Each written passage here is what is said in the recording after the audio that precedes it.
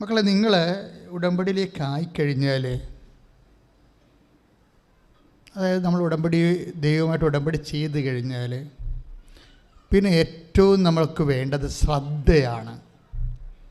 ശ്രദ്ധ എന്തിനാണെന്ന് വെച്ച് കഴിഞ്ഞാൽ, ശ്രദ്ധ മിക്കവാറും അതിന് ഒരു അവയർനെസ്സാണ്. What is happening inside and outside. എന്താണ് ഇപ്പോൾ സംഭവിച്ചുകൊണ്ടിരിക്കുന്നത്, എൻ്റെ ജീവിതത്തിൽ എന്തൊക്കെയാണ് സംഭവിച്ചുകൊണ്ടിരിക്കുന്നതിനെക്കുറിച്ചുള്ള ഒരു സൂക്ഷ്മതയാണ് ശ്രദ്ധ. അല്ലാതെ നമ്മൾ ചുമ്മാ ഒരു ചെവിയുടെ ശ്രദ്ധയല്ല.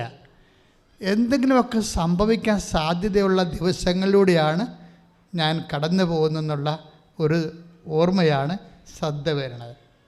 പ്രത്യേകിച്ച് പ്രയർഫുള്ളായിട്ടുള്ള സമയമില്ലേ, എനിക്ക് മനസ്സിലായത്, നമ്മൾ പ്രാർത്ഥനാ ജീവിതത്തിൻ്റെ ഇന്ന് ലഭ്യമായ ഏറ്റവും മുന്തിയ നിലവാരമുള്ള ഒരു കമ്മ്യൂണിക്കേഷൻ റിലേഷനിലേക്കാണ് ഉടമ്പടി നമ്മളെ കൊണ്ടുവരണത്.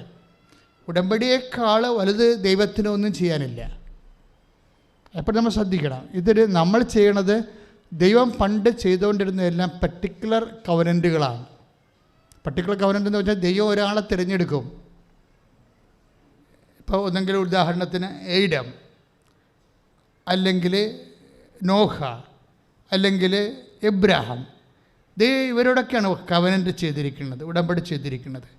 അത് ദൈവത്തിൻ്റെ മുമ്പ് നീതിമാന്മാരായിട്ട് ദൈവം കണ്ടെത്തിയതുകൊണ്ട് അവർക്ക് ജനതകൾക്ക് വേണ്ടിയാണ് അവരെ തിരഞ്ഞെടുത്തിരിക്കുന്നത്. അതെല്ലാം വ്യക്തികളാണ് ദൈവം ഉടമ്പടി ചെയ്തുകൊണ്ടിരുന്നത്, പ്രത്യേകിച്ച് തിരഞ്ഞെടുക്കപ്പെട്ട വ്യക്തികളോട്. എന്താ ഒരു പ്രശ്നം എന്ന് വെച്ച് കഴിഞ്ഞാൽ, ഈ തിരഞ്ഞെടുപ്പ് ഒരു പർട്ടിക്കുലർ പേഴ്സണെ ദൈവം തിരഞ്ഞെടുത്തിട്ട് ആ വ്യക്തി, മോസസ് ദൈവം ഉടമ്പടി ചെയ്ത ആളാണ്, ജോഷുവ ദൈവം ഉടമ്പടി ചെയ്ത ആളാണ്. പിന്നീട് വരുന്ന ഗിദെയോൻ മുതലായ ന്യായാധിപന്മാരും ഐസയ, ജെറമിയ തുടങ്ങിയ പ്രവാചകന്മാരും അവരെല്ലാം ഇതിൻ്റെ എല്ലാം ഒബ്സർവേഷനാണ്. They are keeping the covenant or not. ദൈവമായിട്ടുള്ള കവനൻ്റിൽ ബന്ധത്തിൽ ജനങ്ങൾ ഉഴപ്പുന്നുണ്ടോ ഇല്ലയോ എന്നറിയാൻ വേണ്ടിയാണ് പ്രവാചകന്മാരുടെ കീൻ അറ്റൻഷൻ ഉണ്ടായത്. ജെറമിയ ആയാലും എസെക്കിയേൽ ആരായാലും അവരെല്ലാം കവനൻ്റ് ഓറിയൻറ്റഡ് ആണ്. ബൈബിളിൽ എന്തെങ്കിലും ഒരു പുസ്തകം ഉണ്ടെങ്കിൽ എല്ലാം ഉടമ്പടി റിലേറ്റഡ് ആണ്. അവസാനം ഈശോ വരുമ്പോൾ ഈശോയും ചെയ്യണത് ഉടമ്പടിയാണ്. ആ ഉടമ്പടി പ്രകാരമാണ് കുർബാന സ്ഥാപിക്കുന്നത്. കുർബാനയ്ക്ക് ഈശോ വിളിച്ച പേര് ന്യൂ കവനൻ്റ് എന്നാണ് പറയുന്നത്. അപ്പോൾ പഴയ കവനൻ്റ് റദ്ദ് ചെയ്തിട്ടില്ല. അത് ഗലാത്യർ 3:15 പറയുന്നുണ്ട്. കവനൻ്റ് എന്ന് പറയുന്ന ഒരു സോൾ പ്രോജക്റ്റ് ദൈവം റദ്ദ് ചെയ്യത്തില്ല, അതിനെ അപ്ഡേറ്റ് ചെയ്യും. അപ്പോഴും നിലനിൽക്കുന്ന റിലേഷൻ എന്ന് പറയുന്നത് കവനൻ്റ് തന്നെയാണ്. നിങ്ങൾ ഏതെല്ലാം തരം പ്രാർത്ഥനകളൊക്കെ എന്തെല്ലാം തരത്തിൽ കൂടിയാലും ദ ബേസിക് റിലേഷൻ മെയിൻറ്റെയിൻ ചെയ്യുന്ന സോൾ പ്രോജക്റ്റ് എന്താണ്? അത് കവനൻ്റാണ്. ഈശോ അതുകൊണ്ടാണ് ഈശോയെ വന്നപ്പോൾ കവനൻ്റ് അല്ലാതെ ഈശോയെ സ്ഥാപിച്ചിട്ടില്ല.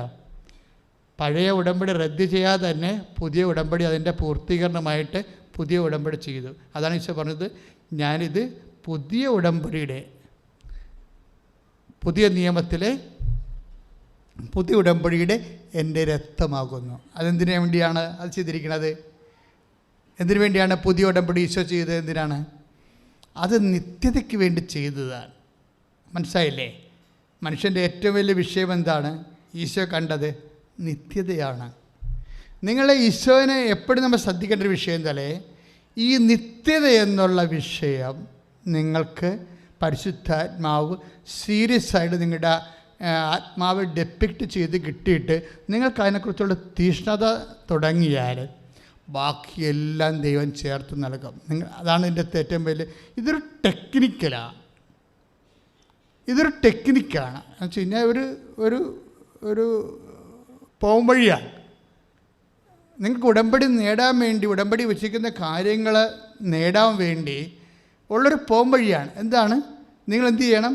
നിത്യത ഏറ്റവും വലിയ ദൈവം ഉടമ്പടി ചെയ്തിരിക്കുന്ന പരിശുദ്ധ കുർബാന സ്ഥാപിച്ചുകൊണ്ട് പിതാക്കന്മാർ വെച്ച് മന്ന ഭക്ഷിച്ചു, അതുപോലെ ഈ അപ്പം ഭക്ഷിക്കുന്നവൻ നിത്യം ജീവിക്കാൻ ലോകത്തിൻ്റെ ജീവന് വേണ്ടി ഞാൻ നൽകുന്ന അപ്പം എൻ്റെ ശരീരം തന്നെയാണെന്ന് പറഞ്ഞിട്ടുള്ള നിത്യതയ്ക്ക് വേണ്ടിയുള്ള അപ്പമായ പരിശുദ്ധ കുർബാനയിലൂടെ ദൈവം ഉന്നം വച്ചിരിക്കുന്നത് നമ്മുടെ നിത്യമായ ജീവിതമാണ്. ഈ നിത്യമായ ജീവിതത്തിനെക്കുറിച്ച് നിങ്ങൾക്കൊരു ക്രേസ് ഉണ്ടായാൽ ബാക്കിയെല്ലാം പടപടാന്ന് നടക്കണ കാണാം. അച്ഛൻ ഉള്ളത് തുറന്നു പറയുകയാണ്. ഉടമ്പടിയുടെ സ്പീഡ് കണ്ടൻ്റ് എന്ന് പറയണത്, ഇപ്പം നിങ്ങൾ കടങ്ങൾ മാറാൻ വേണ്ടി ഉടമ്പടി ചെയ്തിട്ടുണ്ട്, അല്ലെ ചെയ്യും. നിങ്ങൾ നിങ്ങളുടെ ഒരു മാരകമായ രോഗങ്ങൾ മാറാൻ വേണ്ടി ഉടമ്പടി ചെയ്തിട്ടുണ്ട്, അല്ലെങ്കിൽ ചെയ്യും.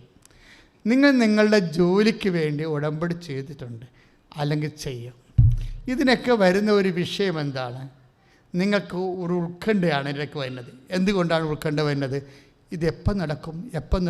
കാലത്തെക്കുറിച്ചാണ് ഉത്കണ്ഠ മനുഷ്യനെ, ഇല്ലേ? എപ്പോഴും നമുക്ക് ഉത്കണ്ഠ വരുന്നത് ടൈം ബേസ്ഡ് ആയിട്ടാണ് ഉത്കണ്ഠ വരുന്നത്. ഉത്കണ്ഠ എവിടുന്നാണ് വരണമെന്ന് ചോദിച്ചാൽ എന്തിനെ അടിസ്ഥാനപ്പെടുത്തിയ മനുഷ്യൻ ഉത്കണ്ഠയുള്ളത്?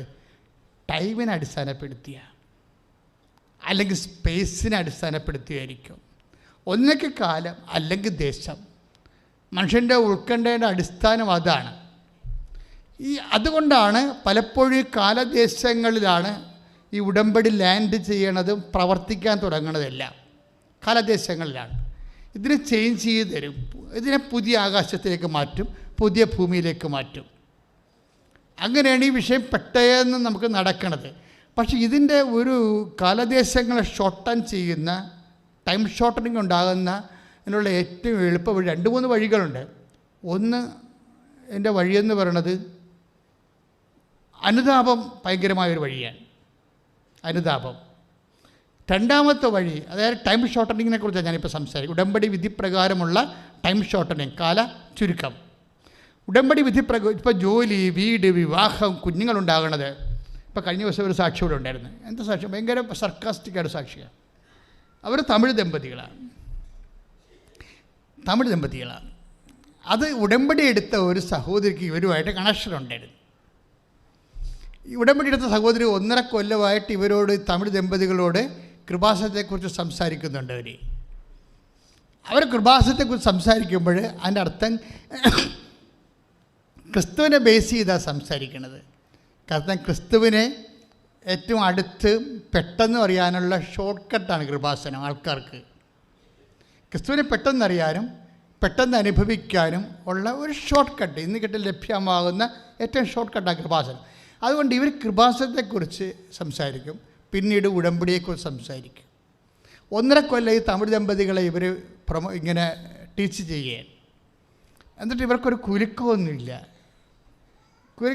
അവർക്ക് പ്രൂഫില്ലല്ലോ, അതിൻ്റെ കുലുക്കമില്ല. ഇപ്പം എന്നാ ചെയ്തിരിക്കണത്? ഈ ഡേഡി രണ്ടാമതൊരു പരിപാടി ചെയ്തു. ഇവർ ഉടമ്പടി പുതുക്കാൻ വന്നപ്പോൾ വാങ്ങിച്ച ഉടമ്പടി തൈലം ഈ തമിഴ് ദമ്പതിക്ക് കൊടുക്കും. കൊടുത്തിട്ട് പറയും, ഇപ്പം നിങ്ങൾക്ക് 10 കൊല്ലമായിട്ട് മക്കളില്ലല്ലോ, എന്നിട്ട് വിശ്വാസ പ്രമാണം പ്രിൻ്റ് ചെയ്ത് കൊടുക്കും. അത് ഈ കൃപാസനത്തിലെ ഏറ്റവും വലിയ പ്രെയർ എന്താണെന്ന് ചോദിച്ചു കഴിഞ്ഞാൽ വിശ്വാസ പ്രമാണമാണ് കേട്ടോ. വിശ്വാസ പ്രമാണമാണ്. ഞാൻ ഈ കുഞ്ഞുനാൾ പോലെ ഈ വിശ്വാസ പ്രമാണം ചെല്ലണത്. പക്ഷേ ഈ അച്ഛനായി കഴിഞ്ഞ് ഇതിൻ്റെ തിയോളജിയൊക്കെ പഠിച്ചു കഴിഞ്ഞപ്പോഴാണ് എനിക്ക് ബിബ്ലിക്കൽ തിയോളജി പഠിച്ചു കഴിഞ്ഞപ്പോഴാണ് മനസ്സിലായത് നമ്മുടെ കയ്യിരിക്കുന്ന അണുബോംബാണല്ലോ എന്ന്. നമുക്കറിയത്തില്ലല്ലേ. നമുക്ക് പണ്ട് മാതാപിതാക്കന്മാരൊക്കെ കിട്ടുന്ന എന്തോ ഒരു പ്രാർത്ഥനയായിട്ടല്ലേ ഇത് പഠിക്കണത്. ഇത് പഠിക്കണല്ലോ സംഭവം. ഇതിനെക്കുറിച്ച് അറിഞ്ഞു കഴിഞ്ഞാൽ നമ്മൾ ഞെട്ടിപ്പോവും. എന്താ വിഷയം? ഇത് രക്ഷ പ്രാപിക്കുന്ന ഒരു ആക്ടിവേറ്റിംഗ് പ്രിൻസിപ്പിളാണ് ഈ വിശ്വാസ പ്രമാണം എന്ന് പറയുന്നത്. എന്താണ്? ഞാൻ വിശ്വസിക്കുന്നത് അത്രേ ഉള്ളൂ. പക്ഷേ എന്താ അത് വർക്കൗട്ട് ചെയ്യണത്? റോമ 10:9 വർക്കൗട്ട് ചെയ്യണത്.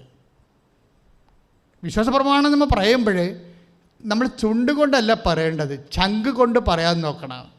ആൾക്കാരെ എല്ലാം കുഴപ്പമുണ്ടാക്കുന്നത് ചുണ്ടുകൊണ്ട് പറഞ്ഞിട്ടാണ്. കാണാ പഠിച്ച് വെച്ചിരിക്കുന്ന സാധനം കണാ ഗുണാന്നൊക്കെ പറഞ്ഞുകൊണ്ട് ഇങ്ങനെ പറഞ്ഞു കളയാം. അതല്ല, ഒരു സംഭവം നമ്മൾ ലോഞ്ച് ചെയ്യുമ്പോൾ നമ്മളതിൻ്റെ ഉടമസ്ഥത ഏറ്റെടുക്കണം. തന്തയില്ലായ്മ കാണിക്കരുത്. ഒരു പ്രാർത്ഥനയ്ക്കും നമുക്ക് ഓൺ ചെയ്യാതെ പണ്ട് മൂലം നമ്മൾ പഠിച്ചു വെച്ചിരിക്കുന്നത്, അതുപോലെ പരിശുദ്ധ മറിയം ചെല്ലുമ്പോൾ അതിൻ്റെ കൂടെ അറിയാതെ നമ്മൾ പറഞ്ഞു ചെല്ലും, അതിൻ്റെ കൂടെ അറിയാതെ ഓട്ടോമാറ്റിക്കായിട്ട് പരിശുദ്ധ മറിയം ചൊല്ലിപ്പോകുന്ന ഒരു ഓട്ടോമാറ്റിക് സംഭവമാണ് പോകേണ്ടത്. അതല്ല. അപ്പോൾ അത് ചുണ്ട് മാത്രമേ ഉള്ളൂ. ചുണ്ടിൻ്റെ കൂടെ ചങ്കുണ്ടെന്ന് ഏത് പ്രാർത്ഥനയ്ക്ക് നീ ഉറപ്പ് വരുത്തിയാലും ആ പ്രാർത്ഥന ആക്ടിവേറ്റ് ആകും. എന്താ കാര്യം? ചുണ്ടും ചങ്കും തമ്മിൽ അത്രയും ബന്ധം. ഇങ്ങനെ അതായത് ഇപ്പോൾ റോമ 10:9 വായിച്ചുള്ളൂ. ശ്രുതികട്ടെ ഹല്ലേലൂയ.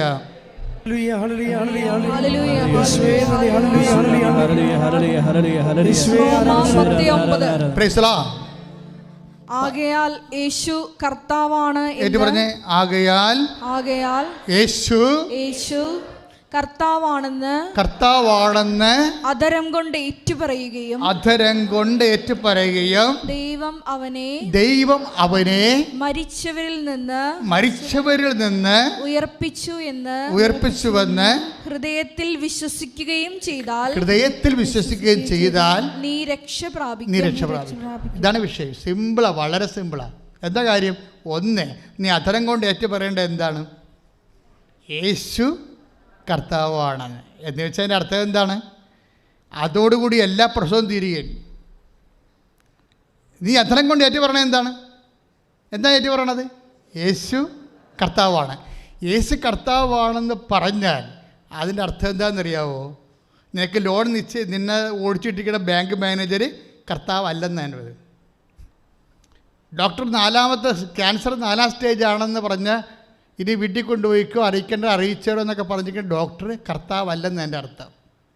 മനസ്സിലായി? ആരാണ് കർത്താവ്? യേശുവാണ് കർത്താവ്. ഇതുപോലെ തന്നെ നീ OIT 12 തോറ്റ്, അല്ല IELTS 12 തോറ്റ്, OIT 4 തോറ്റെന്നും പറഞ്ഞൊരു സാക്ഷ്യമുണ്ട്. ഇപ്പോൾ കഴിഞ്ഞ ദിവസങ്ങളിലുള്ള സാക്ഷ്യമാണ്. ഉടമ്പടി എടുത്തു കഴിയുമ്പോൾ കർത്താവ് ചവറുപോലെ മാർക്ക് കൊടുത്തിട്ട് ഇവളെ കയറ്റിവിടും. ഇവളിൽ തന്നെ ഒരു വിശ്വാസം ഇല്ലാതായിപ്പോയി. അതുകൊണ്ടാണ് ഇതെല്ലാം ആദ്യകാലങ്ങളെല്ലാം ഫ്ലോപ്പായത്. പക്ഷേ ഇത് ഈശോയുമായിട്ട് ഡിസ്കസ് ചെയ്ത് കർത്താവിൻ്റെ നിത്യമായ സംരക്ഷണത്തിലേക്ക് ഇത് വെച്ച് കഴിഞ്ഞപ്പോൾ പെട്ടെന്ന് ഇവരുടെ വിഷയങ്ങളെല്ലാം മാറും. അങ്ങനെ ഒരു സാക്ഷ്യം കഴിഞ്ഞ ദിവസങ്ങളുണ്ട്. ഞാനിപ്പോൾ ഓർത്ത് പറയാൻ പോണ കാര്യം, ഈ യേശു വിശ്വാസ പ്രമാണം ചെല്ലുമ്പോൾ നിങ്ങൾ വിശ്വാസ പ്രമാണമാണ് ചെല്ലണതെന്ന് നിങ്ങൾക്ക് നല്ല ബോധം ഉണ്ടാകണം. ഇപ്പോൾ ഇവരെന്താ, തമിഴ് ദമ്പതികൾ എന്താ പറഞ്ഞത്? ഒരു വിശ്വാസ പ്രമാണം പ്രിൻ്റ് ചെയ്തിട്ട് കോപ്പി എടുത്ത് തമിഴ് ദമ്പതിക്ക് കൊടുക്കും. എന്നിട്ടെന്താ പറയണത്? ഉടമ്പടി തൈലവും കൊടുക്കും. എന്നിട്ട് അവരോട് എന്ത് പറയും? നിങ്ങൾ ഉടമ്പടി തൈലം കൊണ്ട് നിങ്ങളുടെ അടിവയറ്റിൽ 10 കൊല്ലമായിട്ട് അവർ മക്കളില്ല. അവർക്ക് പണ്ടൊരു കുഞ്ഞുണ്ടായിരുന്നു, പിന്നെ മക്കളില്ല അവർക്ക് 10 കൊല്ലമായിട്ട്. എങ്ങനെയൊക്കെ ട്രൈ ചെയ്തിട്ടും എന്തെല്ലാം ചികിത്സ എടുത്തിട്ട് മക്കളില്ല, ഉണ്ടാകത്തുമില്ല. അവർ മുഴുവൻ അല്ലെങ്കിൽ തന്നെ ഇതിൻ്റെ അകത്തെല്ലാം കൊഴുപ്പ് കയറിയിരിക്കുന്നത്. ഒന്നെങ്കിൽ ഈ ഫെലോപ്പിയൻ ട്യൂബ് 2ഉം അറുത്ത് കളയണം. അറുത്ത് കഴിഞ്ഞാൽ പിന്നെ കൊച്ചുണ്ടാകത്തില്ല. ഗർഭപാത്രത്തിൽ മുഴുവൻ പ്രോബ്ലംസാണ്. അതുകൊണ്ടാണ് കുട്ടികളില്ലാതിരിക്കുന്നത്. പക്ഷേ അതല്ല, ഇവർ ഈ വിശ്വാസപ്രമാണം തെറ്റിക്കാതെ ഇങ്ങനെ പ്രിൻ്റ് ചെയ്ത് കൊടുത്തിരിക്കുന്നത് ചെല്ലി വെച്ചും അവരോട് പറഞ്ഞ് ഇത് ചെല്ലിക്കഴിഞ്ഞിട്ട് എന്ത് ചെയ്യണം? നിങ്ങൾ ഉടമ്പടി തൈലം എടുത്ത് വയറ്റിൽ തേക്കണം. എന്താണ്? 21 ദിവസത്തിനുള്ള ഒരു പ്രഗ്നൻ്റാണ്. ഇത്രയും സ്പീഡാണ് ഉടമ്പടി. എന്താ കാര്യം? അവർക്ക് മക്കളുണ്ടാവത്തില്ല എന്ന് പറഞ്ഞ ഡോക്ടറല്ല കർത്താവ്. കർത്താവ് ആരാണ്? യേശു ക്രിസ്തുവാണ്. യേശു ക്രിസ്തുവിനെ കർത്താവാക്കണത് എന്താ? എന്തുകൊണ്ട് എല്ലാവരും കർത്താവാകാത്തത്? മരണത്തെ ജയിച്ചാൽ മാത്രമേ കർത്താവാകത്തുള്ളൂ, അല്ലെങ്കിൽ മനുഷ്യനായിട്ടിരിക്കുകയുള്ളൂ. അതുകൊണ്ടാണ് സെൻറ്റ് പോൾ പറയണം. ആ വചനം ഒന്നിന് വായിച്ചോളൂ, 10:9 വായിച്ചോളൂ. ആകയാൽ യേശു കർത്താവാണ് എന്ന് ഒന്ന് ഏറ്റു പറഞ്ഞേ. ആകയാൽ യേശു കർത്താവാണെന്ന് ഏറ്റുപറയുകയും അധരം കൊണ്ട് ഏറ്റുപറയുകയും ദൈവം അവനെ മരിച്ചവരിൽ നിന്ന് ഉയർപ്പിച്ചുവെന്ന് ഹൃദയത്തിൽ വിശ്വസിക്കുകയും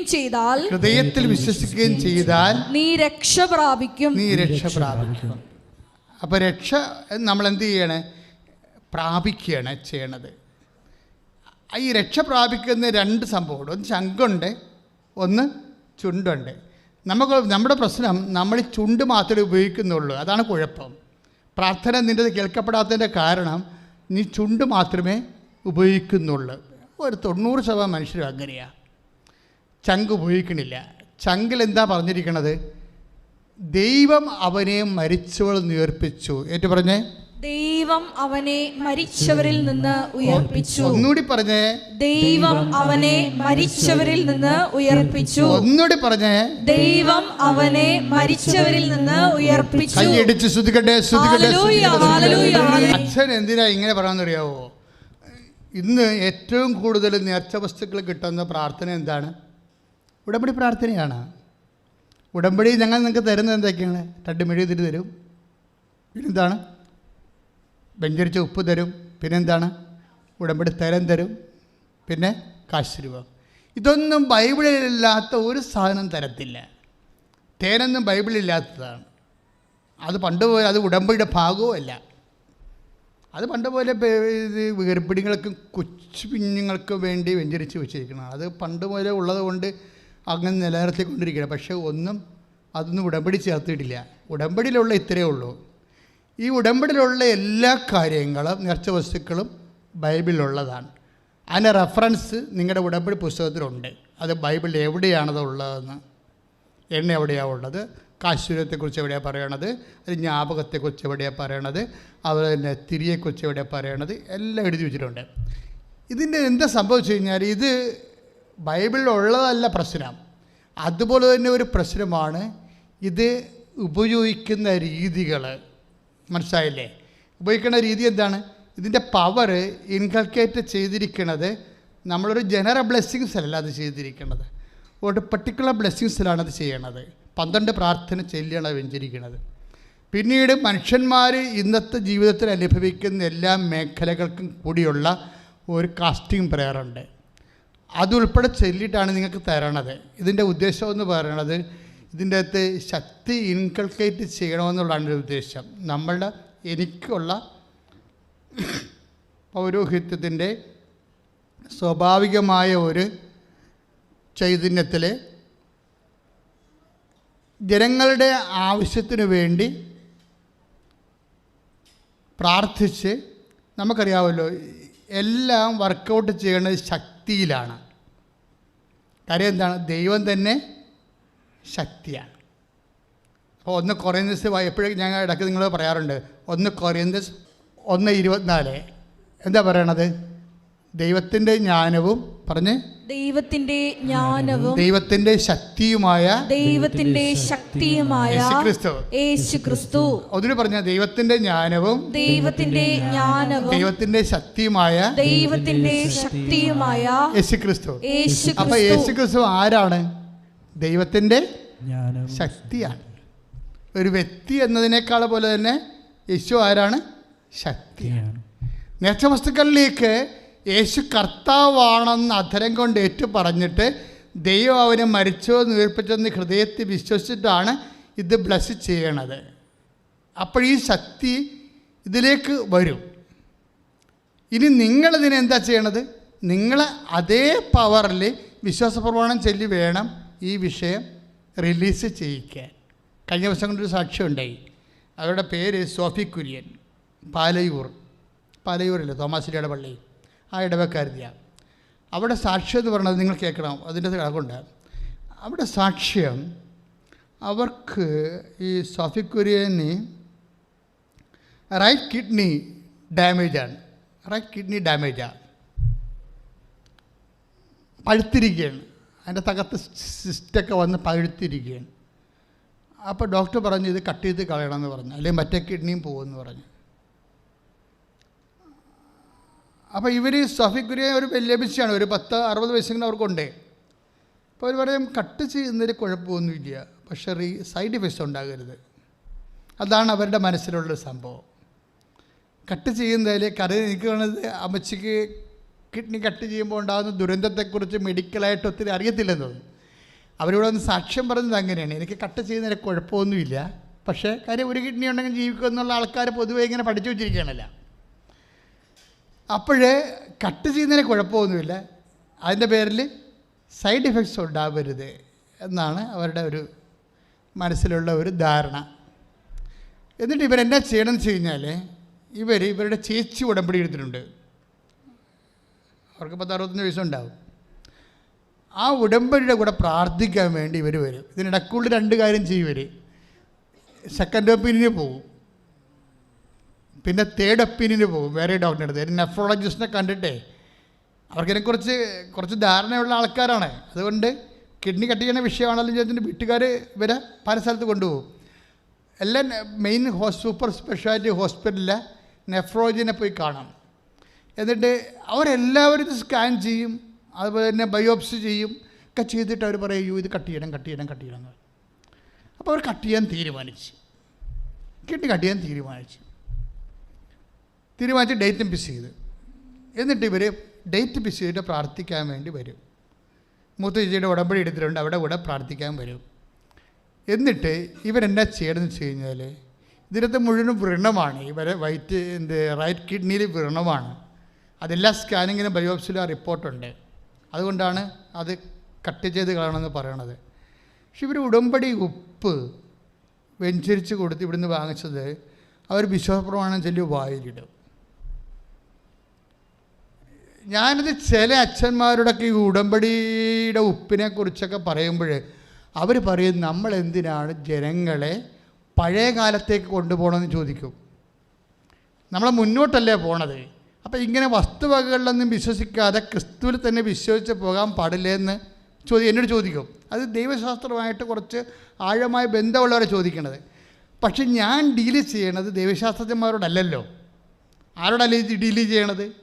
ഈ കിഡ്നി വേദനയും രോഗവും മരണവും മല്ലടിക്കുന്ന കരയുന്ന മനുഷ്യരോടാണ് കൃപാസനത്തിൽ ഡീല് ചെയ്യണത്. ഞാനെപ്പോഴും ഒരു ദൈവത്തോട് ചോദിക്കുന്നത് എനിക്ക് ദൈവത്തെക്കുറിച്ച് ഒണ്ടോളജിക്കലായിട്ട് എക്സ്പീരിയൻസ് വേണമെന്നല്ല.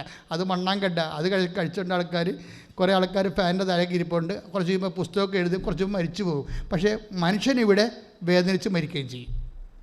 അപ്പോൾ മനുഷ്യരിൽ നിന്ന് ദൈവത്തെ അകറ്റുന്ന ഛിദ്രശക്തികൾ സഭയുടെ ഉള്ളിൽ തന്നെയുണ്ട്. ദൈവത്തെ മനുഷ്യന് സംലഭ്യമാക്കി കൊടുക്കണം അവൻ്റെ ജീവിത അവസ്ഥകളിൽ. അതാണ് ഞാൻ കണ്ണീരോടെ പണ്ടേ പ്രാർത്ഥിച്ചിരിക്കുന്നത്. കർത്താവേ, കണ്ണുനീരോടെ. ഇപ്പം സോളമൻ ദേവാലയം വെഞ്ചരിക്കുമ്പോൾ എന്താ പറയണത്?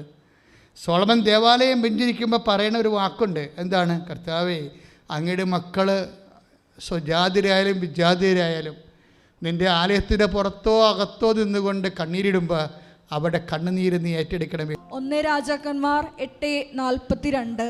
1 രാജാക്കന്മാർ 8:42 ശ്രദ്ധിക്കുക. 1 രാജാക്കന്മാർ 8:41-42. അങ്ങയുടെ ജനമായ ഇസ്രായേൽ പെടാത്ത വിദേശി അങ്ങയുടെ മഹനീയ നാമത്തെയും അങ്ങയുടെ കരുത്തുറ്റ കരങ്ങളുടെ പ്രവർത്തനങ്ങളെയും നീട്ടിയ ഭുജത്തെയും പറ്റി കേട്ട് അങ്ങയെ തേടി വന്ന് ഈ ആലയത്തിന് നേരെ തിരിഞ്ഞ് പ്രാർത്ഥിച്ചാൽ അവിടുത്തെ ജനമായ ഇസ്രായേലിനെ പോലെ സർവ്വജനതകളും അങ്ങയുടെ നാമം അറിയാനും അങ്ങയെ ഭയപ്പെടാനും ഞാൻ ഈ ഭവനം അങ്ങേയ്ക്കായി നിർമ്മിച്ചിരിക്കുന്നുവെന്ന് ഗ്രഹിക്കാനും വേണ്ടി അങ്ങ് വസിക്കുന്ന സ്വർഗത്തിൽ നിന്ന് അവൻ്റെ പ്രാർത്ഥന ശ്രവിക്കുകയും യാചനകൾ സാധിച്ചു കൊടുക്കുകയും ചെയ്യണമേ. അതായത് ജീവിതത്തോട് ദൈവത്തെ ചേർത്ത് നിർത്തുന്നതാണ് ബൈബിള്. ജീവിതത്തോട്, മനുഷ്യൻ്റെ ജീവിതത്തോടെന്ന് പറയുമ്പോൾ ചേച്ചിയുടെ അവസ്ഥ എന്താണ്? ഈ ചേച്ചി, അവരുടെ പേരെന്താ? സോഫി കുര്യൻ. അവരെന്നാ ചെയ്തിരിക്കണത്? അവർ ഈ ഉടമ്പടി ഉപ്പ് മാത്രമേ വായിലിട്ട് വിശ്വാസപ്രമാണം ചെയ്യുള്ളൂ. എന്നിട്ട് പിന്നെ എന്ത് ചെയ്യും? ഇവർ ഓപ്പറേഷന് തിയേറ്ററിൽ കയറ്റും. തിയേറ്ററിൽ കയറ്റി കഴിയുമ്പോൾ ഇവർ അൺകോൺഷ്യസ് ആക്കും. അനസ്തേഷ്യ കൊടുത്ത് ഇവരെ ബോധക്കെട്ടുണ്ട്. എന്നിട്ട് റോബോട്ടിക് സർജറി എന്നും പറഞ്ഞുകൊണ്ട് വളരെ ഷാർപ്പായിട്ട് സർജറി ചെയ്യുന്ന ആ പ്രോസസ്സിങ്ങിലേക്ക് ഡോക്ടർ പോവുകയാണ്. ഡോക്ടർ പോയി സ്കാനിങ് എന്നൊക്കെ ഇവരിങ്ങനെ കാണിക്കുമ്പോൾ ഡോക്ടർ ഞെട്ടിപ്പോകും ഇവിടെ കിഡ്നി കാണുമ്പോൾ. എന്താ കാര്യം? പണ്ട് കണ്ട കിഡ്നിയല്ല ഇരിക്കണത്, കഴിഞ്ഞ ആഴ്ച കണ്ടതല്ല.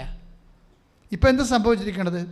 ഒരു ചെറിയ ഒരു പൊറ്റ പോലെ ആ വ്രണമെല്ലാം പോയിട്ട് അതൊരു ചെറിയ പൊറ്റയായിട്ട് മാറുകയും നമ്മൾ പുറത്ത് കഴിയുമ്പോഴേ പൊറ്റ ഉണ്ടാകത്തില്ലേ, അതുപോലെ ഒരു തൊലിപ്പാടായിട്ട് മാറും. ഡോക്ടർ ഞെട്ടിപ്പോയി. ശരിക്കും പറഞ്ഞാൽ ഇതെന്താ സംഭവിച്ചെന്ന് അറിയാതെ ഞെട്ടിപ്പോയി. എന്നിട്ട് ഇവർ ഈ ഡോക്ടർ തൊലി മാത്രം എടുത്ത് മാറ്റിയിട്ട് ബയോപ്സി കൊടുക്കും. അതിൻ്റെ അത് ക്യാൻസറിൻ്റെ അല്ല വേണ്ട, ഒരു സംഭവം എൻ്റെ അടുത്തില്ല. ഡോക്ടർ പറയും ഓപ്പറേഷൻ്റെ ആവശ്യമില്ല, കിഡ്നി മാറ്റേണ്ട ആവശ്യമില്ല. എന്താണ്? ഇത് സുഖപ്പെട്ടിരിക്കണമെന്ന് പറയും. ഈ നേർച്ച വസ്തുക്കളൊക്കെ ഇൻകൾക്കേറ്റ് ചെയ്തിരിക്കുന്ന ഈ പ്രിൻസിപ്പിളല്ലേ ശക്തി. 1 കൊരിന്ത്യസ് 1:24 ശക്തിയാണ്. എന്താണ്? യേശുക്രിസ്തുവാണ്. എന്താണത്? ദൈവത്തിൻ്റെ ജ്ഞാനവും പറഞ്ഞ് ദൈവത്തിൻ്റെ ശക്തിയുമായ യേശുക്രിസ്തു. ഇതാണ് യേശു കർത്താവാണെന്ന് അത്തരം കൊണ്ട് ഏറ്റു പറഞ്ഞിട്ട് ദൈവം അവനെ മരിച്ചെന്ന് ഉയർപ്പിച്ചെന്ന് ഹൃദയത്തിൽ വിശ്വസിച്ചിട്ടാണ് ഇതിനകത്ത് ഇത് ഇമ്പോസ് ചെയ്യണത്. ഇതൊരു അട്രിബ്യൂഷനാണ്. എന്താ കാര്യം? രക്ഷ എന്ന് പറയുന്ന സംഭവം എന്താണ്? പ്രാപിക്കണം മനുഷ്യൻ. അതിൻ്റെ പ്രോസസ്സിങ് എന്താണ്? രക്ഷയുടെ പ്രോസസ്സിങ് എന്താണ്? രക്ഷ മനസ്സിലാക്കുകയല്ല, ആണോ? യേശു കർത്താവാണെന്ന് ഹൃദയം കൊണ്ട് അതിനം കൊണ്ട് ഏറ്റു പറഞ്ഞു ദൈവം മരിച്ചെന്ന് ഉയർപ്പിച്ചെന്ന് വിശ്വസിക്കുമ്പോൾ രക്ഷ നമ്മൾ മനസ്സിലാക്കുകയാണ്. ഒരു ഐഡിയ പോരാ. And redemption is not an idea. ഇപ്പം എന്താ സംഭവിക്കണമെന്ന് വെച്ച് കഴിഞ്ഞാൽ ദൈവശാസ്ത്രത്തിൽ പോലും സംഭവിക്കുന്നത് എന്താണ്? ദൈവത്തിന് ഒരു ഐഡിയലിസത്തിൻ്റെ ഭാഗമാക്കി മാറ്റുകയാണ്. ജീവിതത്തോട് ബന്ധമില്ലാത്ത ജീവിതത്തിൽ നിന്ന് പേര് ദൈവത്തെയൊക്കെ എടുത്തുകൊണ്ട് പോയി. പക്ഷേ ആദിമസഭയെ ജീവിതത്തോട് ചേർത്താണ് ദൈവത്തെ വെച്ചത്. എന്താ കാര്യം എന്നറിയാം? ഇപ്പോൾ നമ്മൾ ഉദാഹരണത്തിന് 2 പത്രോസിന്റെ 1:3 ശ്രുതികട്ടെ ശ്രുതികട്ടെ ശ്രുതികട്ടെ. തന്റെ മഹത്വത്തിലേക്കും ഔന്നത്യത്തിലേക്കും തന്റെ മഹത്വത്തെ പറഞ്ഞ തന്റെ മഹത്വത്തിലേക്കും തന്റെ മഹത്വത്തിലേക്കും ഔന്നത്യത്തിലേക്കും നമ്മളെ വിളിച്ചവനെ കുറിച്ചുള്ള പൂർണ്ണമായ അറിവിലൂടെ നമ്മുടെ ജീവിതത്തിനും കച്ച് പോയിന്റ് എന്തിനു വേണ്ടിയാണ്? നമ്മുടെ ജീവിതത്തിനും. അതാ വിഷയം. ദൈവം എന്തിനാണ് നമ്മുടെ ഇത് 2 പത്രോസാണ് വചനം. 2 പത്രോസ് 1:3 ഒന്ന് വായിച്ച മോളെ. തന്റെ മഹത്വത്തിലേക്കും ഏറ്റു പറഞ്ഞ് തന്റെ മഹത്വത്തിലേക്കും ഔന്നത്യത്തിലേക്കും നമ്മെ വിളിച്ചവനെ കുറിച്ചുള്ള പൂർണ്ണമായ അറിവിലൂടെ നമ്മുടെ ജീവിതത്തിനും അല്ല, നമ്മുടെ ചിന്തയ്ക്കല്ല, നമ്മുടെ ധ്യാനത്തിനല്ല, നമ്മുടെ ധാരണയ്ക്കല്ല, നമ്മുടെ പഠനത്തിനല്ല, നമ്മുടെ ചർച്ചയ്ക്കല്ല, ഒന്നിനുമല്ല. ദൈവം എന്തിനുള്ളതാണ്? നമ്മുടെ ജീവിതത്തിനാണ്. ദൈവം ജീവിതത്തിന് വേണ്ടി. അതാണ് ആദ്യം സഭയുടെ കാഴ്ചപ്പാട്. ഈ കാഴ്ചപ്പാടിൽ നിന്നൊക്കെ പോകുന്നത് ദൈവം ചിന്തയ്ക്ക് വേണ്ടി, ദൈവം വാദപ്രതിവാദത്തിന് വേണ്ടി, ദൈവം സൈദ്ധാന്തികവും ആയിട്ടുള്ള വിശ്ലേഷണത്തിന് വേണ്ടി അങ്ങനെയായി ദൈവം ക്ലാസ് റൂമിന് വേണ്ടിയായി പോയി. ഞങ്ങളൊക്കെ പഠിച്ച കാലത്തുള്ള അവസ്ഥയാണ്. ദൈവം എന്തിനാണ്? ക്ലാസ് റൂമിന് പുറത്ത് ദൈവമില്ല, ജനം ദൈവമില്ല, അത് അലഞ്ഞു നടക്കും. ബൈബിൾ എന്താ ആദിമസഭ എന്താ പറയണത്? ഒന്ന് വായിച്ചേ. തന്റെ മഹത്വത്തിനും ഏറ്റു പറഞ്ഞേ തന്റെ മഹത്വത്തിലേക്കും ഔന്നത്യത്തിലേക്കും നമ്മെ വിളിച്ചവനെ കുറിച്ചുള്ള പൂർണ്ണമായ അറിവിലൂടെ നമ്മുടെ ജീവിതത്തിനും ഭക്തിക്കും ആവശ്യമായതെല്ലാം അവന്റെ ദൈവശക്തി നമുക്ക് പ്രദാനം ചെയ്തിരിക്കുന്നു. ദൈവശക്തിയാണ് നമുക്കത് പ്രദാനം ചെയ്യണത്. അപ്പം നേർച്ച വസ്തുക്കൾ നിങ്ങളുടെ ഭക്തവസ്തുക്കൾ തന്നെയാണ്. അത് നിങ്ങൾക്ക് തരുമ്പോൾ എൻ്റെ അടുത്ത് ഉദ്ദേശിക്കുന്നത് എന്താണ്? ദൈവശക്തിയാണ്. അതുകൊണ്ട് തന്നെയാണ് അത് സൂക്ഷിച്ച് വെക്കണം, സൂക്ഷിച്ച് കൈകാര്യം ചെയ്യണം. നിങ്ങളത് വിശുദ്ധിയോടെ ഉപയോഗിക്കണമെന്നൊക്കെ അച്ഛൻ പറഞ്ഞില്ലേ? കാര്യം വിശുദ്ധിയും ശക്തിയും തമ്മിൽ ബന്ധമുണ്ട്. വിശുദ്ധി ഇപ്പം ശക്തി എന്ന് പറയുന്നത് എന്താണ്? ശക്തിയുടെ ഫലങ്ങൾ. ഇപ്പോൾ മക്കളില്ലാത്തവർക്ക് ഇപ്പം അവർക്ക് എന്താ സംഭവിച്ചത്? 10 കൊല്ലം മക്കളില്ല. ഉടമ്പടി തൈലം തേച്ച് വിശ്വാസപ്രമാണം ചെയ്ത് കഴിഞ്ഞപ്പോൾ അവർ പ്രഗ്നൻ്റായി. അതെന്താണ്? ദൈവത്തിൻ്റെ ശക്തി. മറ്റുള്ള എല്ലാ പ്രതിരോധ ശക്തികളെയും നിർവീര്യമാക്കിക്കൊണ്ട് ദൈവത്തിൻ്റെ ശക്തി അവർ പ്രാപിച്ചതാണ് കുഞ്ഞിൻ്റെ രൂപത്തിൽ. ഇതുപോലെ വരുന്ന ഒരു വിഷയം തന്നെയാണ് ഈ ശക്തി. നമ്മളെ എല്ലാ മേഖലകളിലും സംലഭ്യമാണ്, ഏത് മേഖലയിലാണെങ്കിലും. പക്ഷേ ശക്തിക്ക് മുമ്പ് എന്തൊരു സംഭവം ഉണ്ടാകണം? വിശുദ്ധി ഉണ്ടാകണം. പിടികിട്ടിയാ? ശക്തിക്ക് മുമ്പ് എന്താ ഉണ്ടാണ്?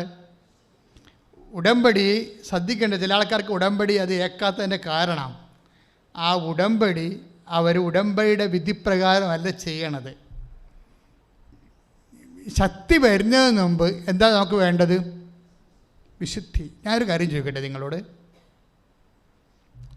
എബ്രാഹത്തിന് ദൈവം വാഗ്ദാനം ചെയ്തത് എന്താണ്? 3 കാര്യം വാഗ്ദാനം ചെയ്തായിരുന്നു. എന്തൊക്കെയാണ്? ഒരു ലാൻഡ് കൊടുക്കുമെന്ന് പറഞ്ഞായിരുന്നു, അല്ലേ? സ്ഥലം കൊടുക്കാമെന്ന് പറഞ്ഞായിരുന്നു. പിന്നെ എന്താ എബ്രാഹത്തിനോട് പറഞ്ഞത്? സ്ഥലം കൊടുക്കാമെന്ന് പറഞ്ഞായിരുന്നു. പിന്നെ നിന്റെ ബ്ലെസ്സിങ് കൊടുത്തു. പിന്നെ ഒരു മകനെ വാഗ്ദാനം ചെയ്തായിരുന്നു, അല്ലേ? ആരെയാണത് വാഗ്ദാനം ചെയ്തത്? ഇസ്ഹാക്കിനെ. പക്ഷേ ഇസ്ഹാക്ക് പിറക്കണതിന് 1 കൊല്ലം മുമ്പ് ഇസഹാക്ക് സാറായുടെ ഉദരത്തിൽ രൂപപ്പെട്ടു വരുന്ന ആ ദിവസങ്ങളിൽ എബ്രഹാത്തിനോട് ദൈവം ഒരു കാര്യം പറഞ്ഞായിരുന്നു. എന്താണ് കാര്യം? ആ എബ്രാഹത്തിൻ്റെ സാറായുടെ ഉദരത്തിൽ ഇസഹാക്ക് രൂപപ്പെട്ടു വരുന്ന ആ ദൈവത്തിൻ്റെ വാഗ്ദാനം ആ കുടുംബം പ്രാപിക്കുന്ന സമയത്ത്, പ്രസവിച്ചു കഴിഞ്ഞല്ല പറഞ്ഞത്, പ്രസവിക്കുന്ന മുമ്പ് പ്രഗ്നൻ്റ് ആകുന്ന ആ ആഴ്ചയിൽ പറഞ്ഞതാണ്. എന്താ പറഞ്ഞത്? നീ എൻ്റെ മുമ്പാകെ തന്നെ ഉണ്ടാകണം, പിന്നെ എന്ത് ചെയ്യണം? വിശുദ്ധിയിൽ വ്യാപരിക്കണം. ഇത് പറഞ്ഞിട്ട് 1 കൊല്ലം കഴിയുമ്പോഴാണ് ഇസഹാക്ക് ജനിക്കുന്നത്. ഇത്രയും കണക്ഷനുണ്ട് വിശുദ്ധിയും ശക്തിയും തമ്മിൽ. ഉൽപ്പത്തി പുസ്തകത്തിൻ്റെ 17:1-2 വചനം വായിച്ച് സ്തുതിക്കട്ടെ ഹല്ലേലൂയ. ഉൽപ്പത്തി 17:1-2. അബ്രാമിന് 99 വയസ്സായപ്പോൾ കർത്താവ് പ്രത്യക്ഷപ്പെട്ട് അവനോട് അരുളി ചെയ്തു, സർവശക്തനായ ദൈവമാണ് ഞാൻ, എൻ്റെ മുമ്പിൽ വ്യാപരിക്കുക, കുറ്റമറ്റവനായി വർത്തിക്കുക. ക്ലിയർ അല്ലേ? ഈ വചനം എത്രയാണ്? 17:1. ഒന്നിന് വായിച്ചേ. അബ്രാമിന് 99 വയസ്സായപ്പോൾ, നിങ്ങൾ ഏറ്റു പറഞ്ഞേ, അബ്രഹാമിന് 99 വയസ്സായപ്പോൾ കർത്താവ് പ്രത്യക്ഷപ്പെട്ട് അവനോട് അരുളി ചെയ്തു, സർവശക്തനായ ദൈവമാണ് ഞാൻ, എൻ്റെ മുമ്പിൽ വ്യാപരിക്കുക, കുറ്റമറ്റവനായി വർത്തിക്കുക. Praise the Lord. അതായത് ഇത് പറഞ്ഞിട്ട്, ഇതിപ്പോൾ എത്രാമത്തെ വയസ്സുണ്ട് എബ്രാഹത്തിന്? 99. 100ാമത്തെ വയസ്സിലാണ് ആര് ജനിക്കണത്? ഇസ്ഹാക്ക് ജനിക്കണത്. എന്താ പ്രോബ്ലം എന്ന് വെച്ച് കഴിഞ്ഞാൽ, എന്തുകൊണ്ടാണ് 25 കൊല്ലം എടുത്തത്? ഈ വാഗ്ദാനം നേരത്തെ കൊടുത്തതല്ലേ? 75 വയസ്സായപ്പോൾ കൊടുത്ത വാഗ്ദാനമാണ്. അടുത്ത കൊല്ലം ഞങ്ങൾ ഇവിടെ കടന്നു പോകുമ്പോൾ നിനക്കൊരു കുഞ്ഞുണ്ടാവുമെന്ന് പറഞ്ഞത് എന്ന് പറഞ്ഞതാണ്? എബ്രഹാത്തിൻ്റെ 75ാമത്തെ വയസ്സിൽ പറഞ്ഞതാണ്. പക്ഷേ എന്താ പറ്റിയത്? എബ്രഹാം ഒരു ശുദ്ധീകരണത്തിലൂടെ കടന്നു പോവുകയാണ്. ഇതിൻ്റെ ഇടയ്ക്ക് ദൈവത്തിൻ്റെ വാഗ്ദാനത്തിനെതിരായിട്ട് അയാളുടെ കുടുംബത്തിൽ തന്നെ പെണ്ണുമ്പിള്ള ഇടപെട്ട് കുളവാക്കിയത് സാറ പറഞ്ഞ് ആഗർ നിൽപ്പുണ്ട്, ആഗറിനെ പ്രാപിക്കാൻ പറഞ്ഞു. എന്താ കാര്യം? ലോത്ത് ഗുണ്ടയാണ്. ഇവന്മാരുടെ കൂടെ ഉള്ളവന്മാരെല്ലാം ഗുണ്ടാ പരിപാടിയുള്ളതാണ്. നിങ്ങളെങ്ങാനും ചത്തുപോയി കഴിഞ്ഞാൽ ഈ സ്വത്തെല്ലാം അടിച്ചിട്ട് അവന്മാർ പോകും. നമുക്ക് സ്വന്തം കുഞ്ഞുണ്ടെങ്കിൽ തീർച്ചയായിട്ടും നമുക്ക് അവകാശമുണ്ടല്ല. അതുകൊണ്ട് ദൈവം പറഞ്ഞു വന്ന് കേൾക്കേണ്ട കാര്യമില്ല, നീ ഹാഗറിനെ പ്രാപിക്കുക, മക്കളുണ്ടാകട്ടെ എന്ന് പറഞ്ഞു. ആര് പറഞ്ഞു കൊടുത്തതാണ്? ആ ചിരിച്ച ചേടത്തി പറഞ്ഞു കൊടുത്തതാണ്. ദൈവം വാഗ്ദാനം അതാണ്. എന്താ പ്രോബ്ലം എന്ന് വെച്ച് കഴിഞ്ഞാൽ, ദൈവവചനം കേൾക്കുമ്പോൾ ചില അണ്ണന്മാർക്കും ചേച്ചിമാർക്കും ചിരി വരും. അതോടുകൂടി അവിടെ കാര്യത്തിലൊരു തീരുമാനമാകും. ഉൽപ്പത്തി പുസ്തകം 21:1-5 വരെ. സ്തുതിക്കട്ടെ. കർത്താവ് വാഗ്ദാനമനുസരിച്ച് സാറായെ അനുഗ്രഹിച്ചു. വൃദ്ധനായ അബ്രാഹത്തിൽ നിന്ന് സാറാ ഗർഭം ധരിച്ച് ദൈവം പറഞ്ഞ സമയത്ത് തന്നെ പുത്രനെ പ്രസവിച്ചു. സാറായിൽ ജനിച്ച മകന് ഇസഹാക്കെന്ന് അബ്രഹാം പേരിട്ടു. കുഞ്ഞു പിറന്നിട്ട് 8-ാം ദിവസം ദൈവകൽപ്പന പ്രകാരം അബ്രഹാം അവന് പരിച്ഛേദനം നടത്തി. അബ്രഹാത്തിന് 100 വയസ്സുള്ളപ്പോഴാണ് ഇസഹാക്ക് ജനിച്ചത്. ക്ലിയർ അല്ലേ? 21:5 അബ്രഹാത്തിന് എത്ര വയസ്സുണ്ട്? ഇസ്ഹാക്ക് ജനിക്കുമ്പോൾ 100 വയസ്സുണ്ട്. അപ്പോഴേ നീ എൻ്റെ മുമ്പാകെ നിൽക്കുക, കുറ്റമറ്റവനായിരിക്കുക എന്ന് പറയുമ്പോൾ അബ്രഹാത്തിന് എത്ര വയസ്സുണ്ടായിരുന്നു? 99. മനസ്സിലായില്ലേ? ഇത് വളരെ ശ്രദ്ധിച്ച് മനസ്സിലാക്കേണ്ട വിഷയമാണ്. അതായത് എബ്രാഹത്തിന് ഇസഹാക്കിനെ ദൈവം സാറായുടെ ഉദരത്തിലേക്ക് നിക്ഷേപിക്കുന്ന മുമ്പ് 1 മാസം മുമ്പോ 2 മാസം മുമ്പോ ദൈവം എബ്രാഹത്തിനോട് എന്താ പറഞ്ഞത്? നീ എൻ്റെ മുമ്പാകെ വ്യാപരിക്കുക. പിന്നെന്താണ്? കുറ്റമറ്റവനായിരിക്കുക. മനസ്സിലായില്ലേ? അനുഗ്രഹം നിങ്ങൾ ഉദ്ദേശിക്കുന്നുണ്ടെങ്കിൽ എബ്രഹാത്തിനോട് ചെയ്ത അതേ നടപടിക്രമങ്ങൾ തന്നെയാണ് നമ്മളും ദൈവം പ്രതീക്ഷിക്കുന്നത്. ഒരു ശക്തി വരികയാണ്. നമ്മൾ 2 പത്രോസ് 1:3 എന്താ വായിച്ചത്? തന്റെ മഹത്വത്തിലേക്കും, ഒന്നേറ്റ് പറഞ്ഞ തന്റെ മഹത്വത്തിലേക്കും ഔന്നത്യത്തിലേക്കും നമ്മെ വിളിച്ചവനെ കുറിച്ചുള്ള പൂർണ്ണമായ അറിവിലൂടെ നമ്മുടെ ജീവിതത്തിനും ഭക്തിക്കും ആവശ്യമായതെല്ലാം അവന്റെ ദൈവിക ശക്തി നോട്ട് ദ പോയിന്റ് എന്താണ്?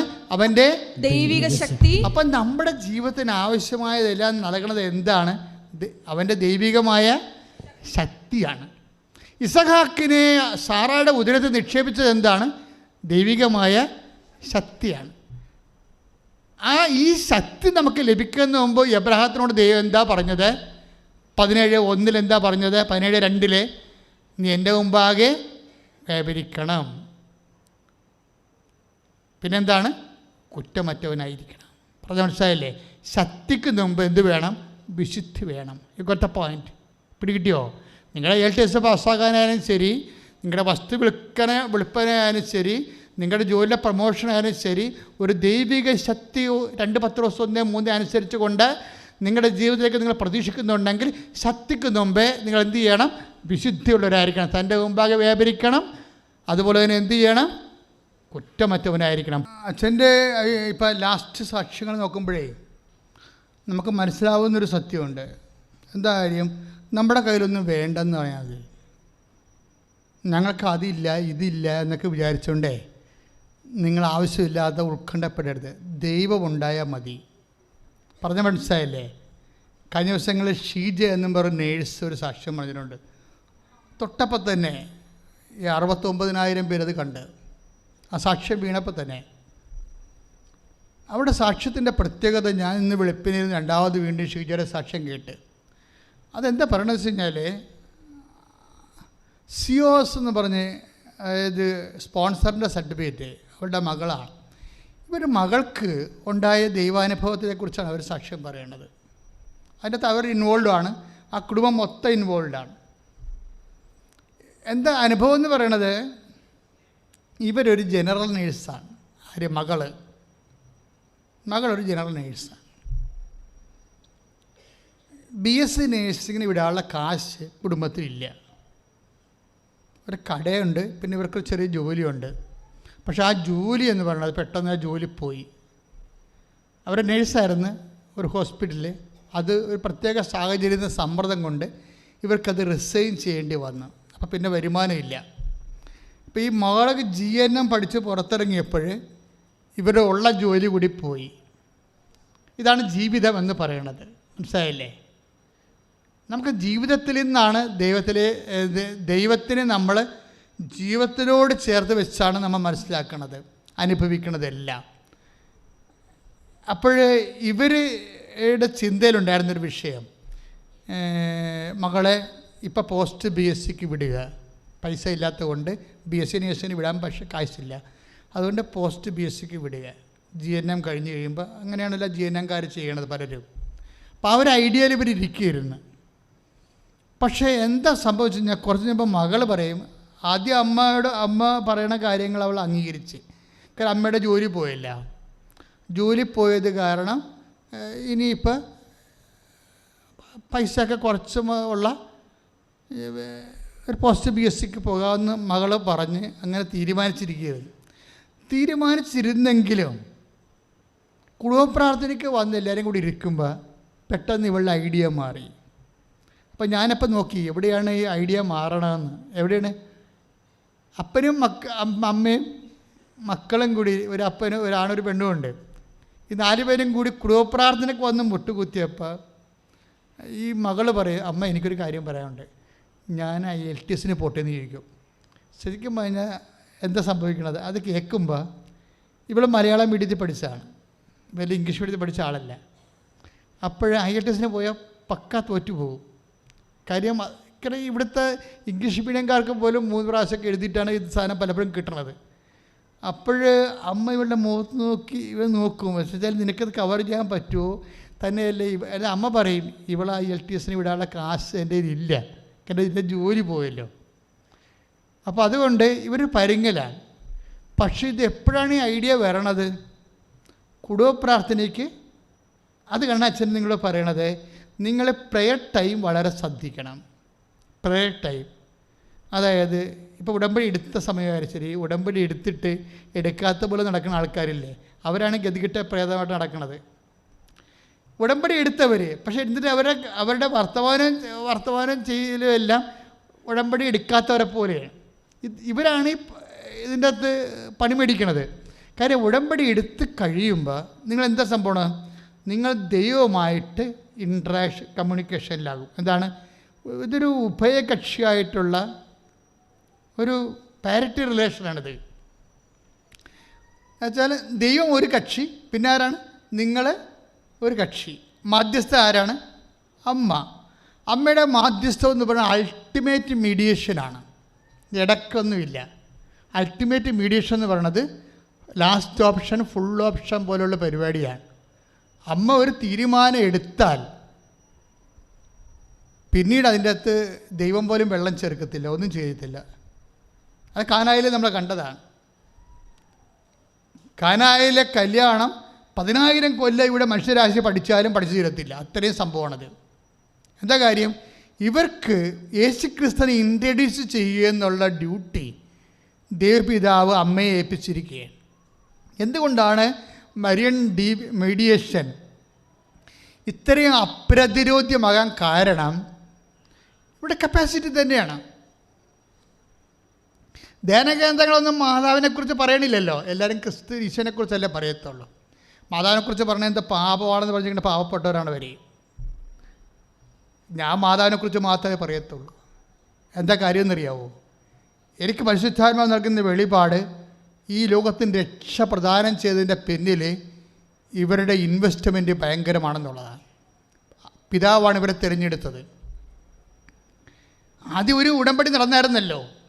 ആദ്യത്തെ ഉടമ്പടി ആദമായിട്ടും ഹവ്വായായിട്ടും അവരാ ഉടമ്പടിയെ ഉഴപ്പി.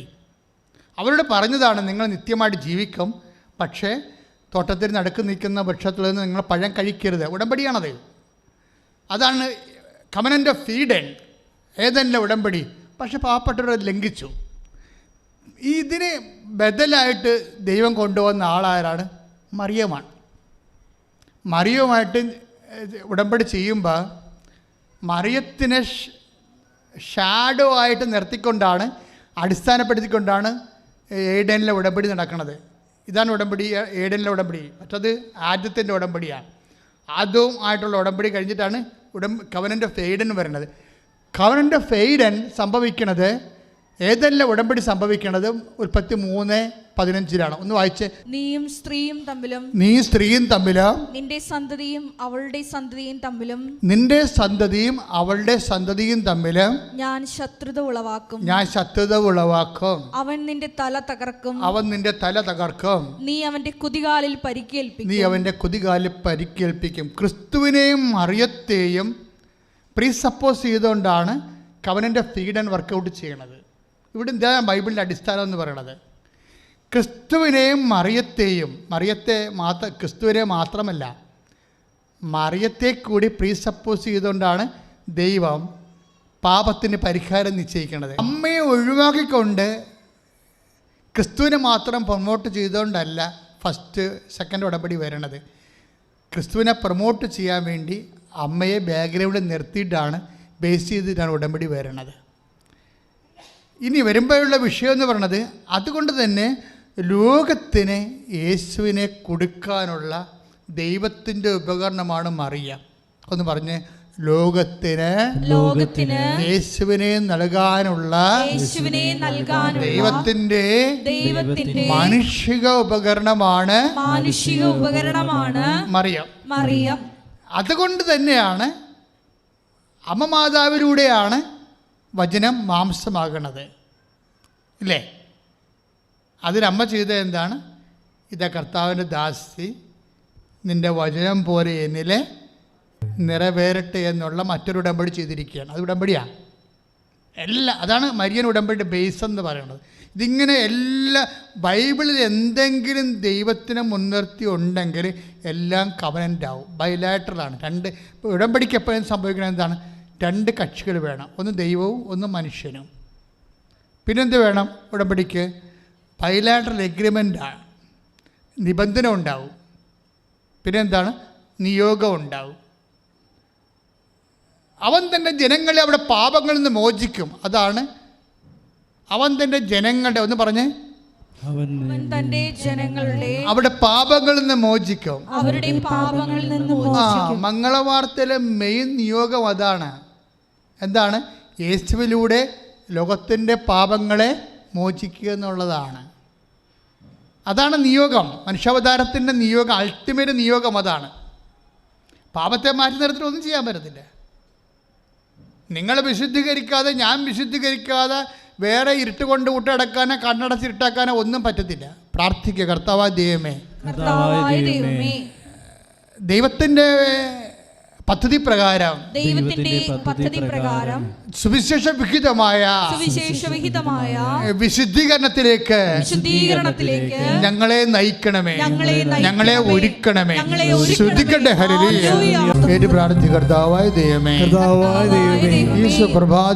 ഈ സുപ്രഭാതത്തിലെ അങ്ങയുടെ ജീവിക്കുന്ന സാന്നിധ്യത്തിലേക്ക് ഞങ്ങളെ ക്ഷണിച്ചതിന് ഈ ആരാധനയിലെ പങ്കെടുക്കുവാൻ പ്രത്യേക കൃപ നൽകിയതിന് സ്തോത്രം ചെയ്യുന്നു. കർത്താവേ, ഞങ്ങളുടെ ഹൃദയത്തെ ജ്വലിപ്പിക്കണമേ, ബുദ്ധിയെ പ്രകാശിപ്പിക്കണമേ. വചനത്താൽ ഞങ്ങളെ അഭിഷേകം ചെയ്യണം. വചനത്തിന്റെ ശക്തിയാൽ മാരക രോഗങ്ങള്, വ്യാധികള്, ദുരിതങ്ങള് യേശുവിന്റെ നാമത്തിൽ മാറിപ്പോകട്ടെ. നിന്റെ വിശുദ്ധമായ വലതുകരം ഓരോ മകന്റെ മേൽ വെക്കണമെന്ന് പ്രാർത്ഥിക്കുന്നു. ഓരോ മകളുടെ മേൽ വെക്കണമെന്ന് പ്രാർത്ഥിക്കുന്നു. ഓരോ രോഗങ്ങള്, വ്യാധികള്, ജീവദുരിതങ്ങള് യേശുവിന്റെ നാമത്തിലെ മാറിപ്പോകട്ടെ.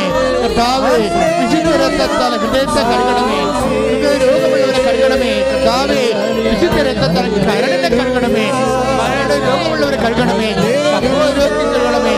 യേശുവിന്റെ നാമത്തിൽ മാറിയ രോഗങ്ങള്, തീരവേദികള് യേശുവിന്റെ നാമത്തിൽ മാറിപ്പോകട്ടെ. ശ്രദ്ധിക്കട്ടെ, ശ്രദ്ധിക്കട്ടെ, ശ്രദ്ധിക്കട്ടെ.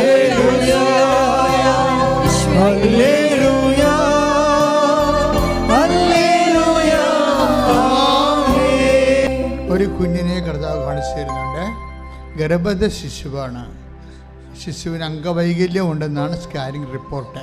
പക്ഷെ ഒരു വലിയ കൈ ഇങ്ങനെ വയറിൽ നിന്ന് നെഞ്ചിനും കൂടി ചേർത്ത് കൊണ്ട് കുഞ്ഞിനെ താങ്ങി നിർത്തിക്കുന്ന സന്ദേശമുണ്ട്.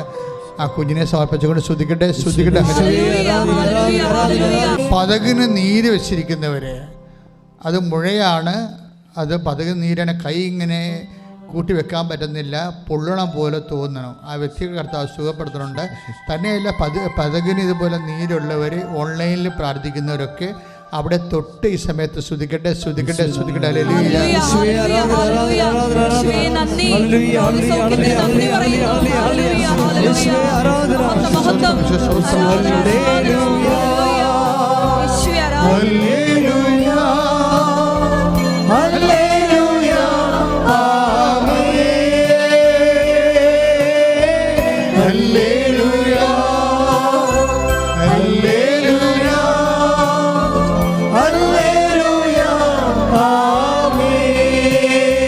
വയസ്സുള്ള കുഞ്ഞ് ഇതുവരെ കമഴ്ന്ന് വീണിട്ടില്ല. അപ്പോൾ ഓൺലൈനിൽ പ്രാർത്ഥിക്കുന്നവരും ഇവിടെ തീർത്ഥാടനത്തിൽ പ്രാർത്ഥിക്കുന്നവരും ഒക്കെ കുഞ്ഞുങ്ങളെ, കമന്ന് വീഴാത്ത കുഞ്ഞുങ്ങളെ, നിരങ്ങാത്ത കുഞ്ഞുങ്ങളെ, നിൽക്കാത്ത കുഞ്ഞുങ്ങളെ, സംസാരിക്കാത്ത കുഞ്ഞുങ്ങളെ മുഴുവൻ സമർപ്പിച്ചുകൊണ്ട് അതിശക്തമായി സ്തുതിക്കട്ടെ, സ്തുതിക്കട്ടെ. കുഞ്ഞുങ്ങളെ സമർപ്പിച്ചുകൊണ്ട് പ്രാർത്ഥിക്കുന്ന കർത്താവെ, കുഞ്ഞുങ്ങളെ സമർപ്പിക്കുന്ന നിൽക്കാത്ത കുഞ്ഞുങ്ങളെ, നടക്കാത്ത കുഞ്ഞുങ്ങളെ, സംസാരിക്കാത്ത കുഞ്ഞുങ്ങളെ, കണ്ണ് കാണാൻ പാടാത്ത കുഞ്ഞുങ്ങളെ, ചെവി കേൾക്കാൻ പറ്റാത്ത കുഞ്ഞുങ്ങളെ, കമഴ്ന്ന് വിടാത്ത കുഞ്ഞുങ്ങളെ യേശുവിന്റെ ഉന്നതമായ നാമത്തിൽ ഈ പ്രഭാതത്തിലെ യേശുവിന്റെ ഉന്നതമായ നാമത്തിൽ, യേശുവിന്റെ ഉന്നതമായ നാമത്തിൽ കുഞ്ഞുങ്ങൾ ബലം പ്രാപിക്കട്ടെ, ശക്തി പ്രാപിക്കട്ടെ. മാതാവിന് മധ്യസ്ഥത്തിലേക്ക് കുഞ്ഞുങ്ങൾ സംസാരിക്കട്ടെ. അതായത് കിടന്ന കിടപ്പിൽ മലമൂത്രങ്ങൾ പോകുന്നവരുണ്ട്, അതിനകത്ത് കുഞ്ഞുങ്ങളുണ്ട്, മുതിർന്നവരുണ്ട്, മസിലിന് കൺട്രോൾ ഇല്ലാത്തവരുണ്ട്.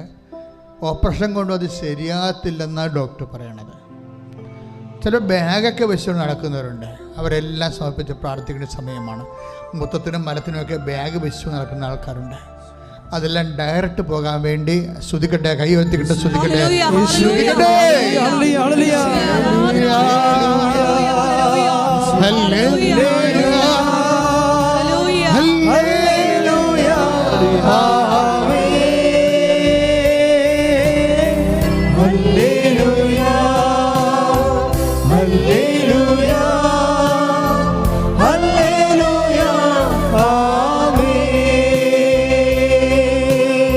പൊള്ളിപ്പോയ അവസ്ഥകൾ, തേപ്പ് കൊണ്ട് വെച്ച് പൊള്ളിപ്പോകാം, തീ കൊണ്ട് പൊള്ളിപ്പോകാം, കറണ്ടടിച്ച് പൊള്ളിപ്പോകാം. അതിൻ്റെ ഭാഗമായിട്ട് കൈക്ക് മരയിപ്പുണ്ടാകാം, കൈക്ക് സ്വാധീനക്കുറവുണ്ടാകാം. അവരെല്ലാവരെയും സമർപ്പിച്ചുകൊണ്ട് പ്രാർത്ഥിക്കണം. ഈ പറയുന്ന കാര്യങ്ങളൊക്കെ ഈശോ ദർശനത്തിൽ തരുന്ന വിഷയങ്ങളെക്കുറിച്ചാണ് സംസാരിക്കുന്നത്. ഇപ്പം കർത്താവ് സംസാരിക്കുന്നത് ചെവി തിരിഞ്ഞു പോയെന്നാണ് പറയണത്. ചെവിക്ക് കുഴപ്പമുണ്ടായിട്ടല്ല, ഈ ചെവിയുടെ അകത്തുള്ള എന്തോ അവയവങ്ങൾ ശബ്ദം സ്വാംശീകരിക്കുന്നതിനും അത് കേൾക്കപ്പെടുന്നതിനും ചെവിയുടെ ഈ പാർട്ടിനാണ് കുഴപ്പം, അതിൻ്റെ ബ്രെയിൻ പാർട്ടിനല്ല കുഴപ്പം. ചെവിയുടെ സൗണ്ട് അബ്സോർബ് ചെയ്യുന്ന, സൗണ്ട് സ്വീകരിക്കുന്ന ഡയഫ്രത്തിനാണ് കുഴപ്പം. അത് തിരിഞ്ഞിരിക്കണമെന്ന് പറയുന്നത്. അങ്ങനെയുള്ള ചെവി കേൾക്കാൻ പാടാത്തവരെയൊക്കെ സമർപ്പിച്ചുകൊണ്ട് പ്രാർത്ഥിക്കുകയാണ് ഈ സമയത്ത്. ശ്രുതികട്ടെ ശ്രുതികട്ടെ ശ്രുതികട്ടെ. റിലേഷൻ ഇല്ലാത്തവരെ, പീരീഡ്സിൽ അല്ലെങ്കിലും ബ്ലഡ് പോകുന്നവർ, മൂത്രമറിയാതെ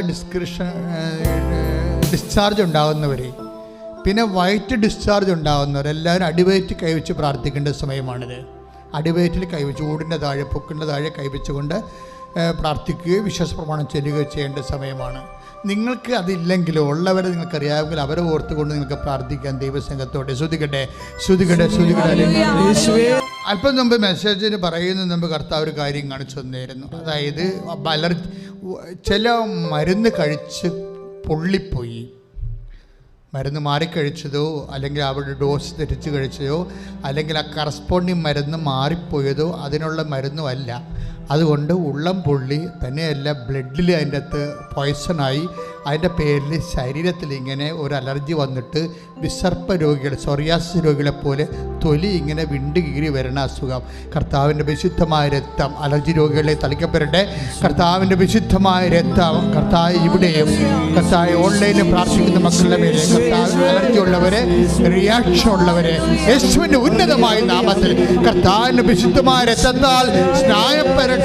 കർത്താവിൻ്റെ എല്ലാ മരുന്നുകളെക്കാൾ വിശുദ്ധമായ രക്തത്താൽ സ്നാനപ്പെടട്ടെ. മുടി കൊഴിഞ്ഞു പോകുന്നവരെ, കർത്താവെ തൊലി പൊഴിഞ്ഞു പോകുന്നവരെ, മുടി കൊഴിഞ്ഞു പോകുന്നവരെ യേശുവിന്റെ നാമത്തില്, യേശുവിന്റെ നാമത്തില് സൗഖ്യമാകട്ടെ. ശ്രദ്ധിക്കട്ടെ, നടുവെല്ല വേദനയുള്ളവര് നടുവിന് കൈവെക്കട്ടെ. കശേരികള്, അകന്നു പോയവര്, കുനിയാൻ പാടില്ലാത്തവര്, ബലമുള്ള ഒന്നും എടുക്കാൻ പാടില്ലാത്തവരൊക്കെ നടുവിന് കൈവച്ച് പ്രാർത്ഥിക്കട്ടെ. അസ്ഥികളെല്ലാം, പേടികൾ, കോശങ്ങളെല്ലാം ദ്രവിപ്പുള്ളവർ, കോശങ്ങൾ പുതിയ കോശങ്ങൾ വരണില്ല, ഇമ്മ്യൂണിറ്റിയുടെ ഡിസീസ് ഉള്ളവർ, അത് എന്ത് വിഷയമായാലും പുതിയ കോശങ്ങൾ ഉണ്ടാകണില്ല. പഴയ കോശങ്ങൾ തന്നെ തിന്നുകൊണ്ടിരിക്കുന്ന പോലെയുള്ള കുറേ ഡിസീസുണ്ട്. അവരെല്ലാം സമർപ്പിച്ചുകൊണ്ട് പ്രാർത്ഥിക്കുക. അവരെല്ലാം എല്ലാ കോശങ്ങളിലേക്കും കർത്താവിൻ്റെ രക്തം കടന്നു വരാൻ വേണ്ടി പ്രാർത്ഥിക്കുക. ക്യാൻസർ രോഗികളെ സംബന്ധിച്ച് പ്രാർത്ഥിക്കുക. ഏറ്റവും വലിയ കീമോ യേശു ക്രിസ്തുവിൻ്റെ വിശുദ്ധമായ രക്തമാണ്. കർത്താവെ, കണ്ണീരോടെ പ്രാർത്ഥിക്കുന്നു. കർത്താവെ, നിൻ്റെ വിശുദ്ധ പൗരോഹിത്യത്തെ മഹത്വപ്പെടുത്തണമേ. കർത്താവെ സഭയിലുള്ള സാന്നിധ്യം പ്രകടമാക്കണമേ.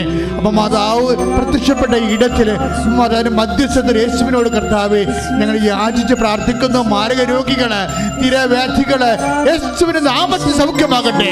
ശ്രദ്ധിക്കട്ടെ. എന്ത് ചെയ്യണമെന്ന് അറിയാൻ പാടില്ലാതെ കുഴങ്ങുന്നവരെ, ഏത് സബ്ജക്റ്റ് എടുക്കണോ,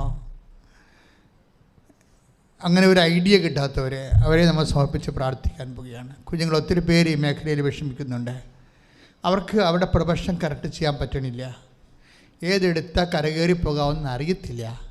അതുകൊണ്ട് അവർക്ക് ജ്ഞാനം കിട്ടാൻ വേണ്ടിയും അവിടെ തിരഞ്ഞെടുപ്പ് കറക്റ്റാകാൻ വേണ്ടിയും എല്ലാ അക്കാഡമിക്കായിട്ടുള്ള മേഖലയിൽ പ്രവർത്തിക്കുന്ന കുഞ്ഞുങ്ങളെ, കൺഫ്യൂഷനുള്ള കുഞ്ഞുങ്ങൾ ഫർദർ സ്റ്റഡിക്ക്, മേലോട്ടുള്ള പഠനങ്ങൾക്ക് സബ്ജക്റ്റ് ചൂസ് ചെയ്യാൻ പറ്റാത്ത മക്കളെ സമർപ്പിച്ചുകൊണ്ട് സ്തുതിക്കട്ടെ, സ്തുതിക്കട്ടെ, സ്തുതിക്കട്ടെ, സ്തുതിക്കട്ടെ,